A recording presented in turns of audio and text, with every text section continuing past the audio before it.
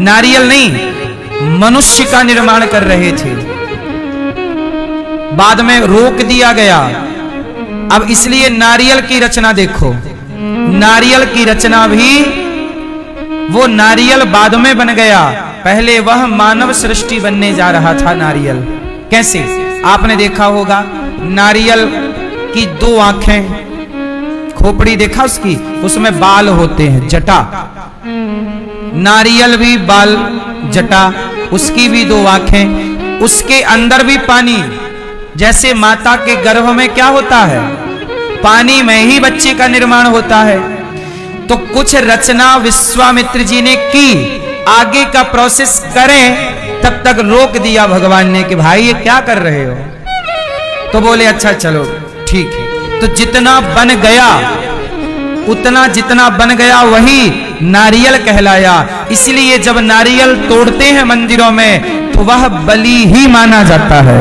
इसलिए सनातन में बकरे की बलि नहीं, नारियल तोड़ दो तो बलि माना जाएगा, क्योंकि वह भी एक सृष्टि है। इसलिए हमारे मंदिरों में नारियल तोड़ा जाता है। बात समझ में आई? तो नारियल तोड़ना क्या माना जाएगा? क्योंकि वह भी एक मानव सृष्टि का हिस्सा रहा है। चूंकि बन नहीं पाया तो उसी को तोड़ के बकरा ना तोड़ना पड़े, बकरा ना काटना पड़े, क्यों खून बहाए, तो बलि भी पूरी हो जाए। तो बलि इसलिए नारियल की दी जाती है। और विधान में कद्दू की बलि दी जाती है। पेठा कद्दू होता है ना, पेठे कद्दू की भी बलि चढ़ाई जाती है। तो नारियल किसकी सृष्टि है? जोर से, विश्वामित्र जी की। चांदी, चांदी ब्रह्मा जी की सृष्टि है और सोना विश्वामित्र जी की सृष्टि है। चांदी ब्रह्मा जी की और सोना विश्वामित्र जी की सृष्टि है। और कमल, कमल किसकी सृष्टि है? बताओ आप, कमल किसकी सृष्टि है? ऑप्शन, ब्रह्मा जी, भगवान नारायण या विश्वामित्र जी। कमल किसकी सृष्टि है? कमल भगवान नारायण की नाभि से प्रकट हुआ।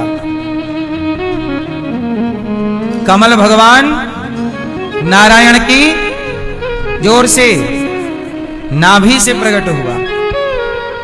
इसलिए कमल ब्रह्मा जी की सृष्टि नहीं है। इसलिए भगवान की सुंदर, इसलिए भगवान विष्णु के हाथ में कमल होता है। 4 हाथ होते हैं भगवान विष्णु के, शंख, चक्र, गदा, पद्म। पद्म मतलब कमल। तो भगवान कमल की ही एक पंखुड़ी पर ब्रह्मा जी प्रकट होते हैं। तो भगवान ना, इसलिए कमल से भगवान की सुंदरता की उपमा दी जाती है। बाकी सब संसार ब्रह्मा जी का बनाया।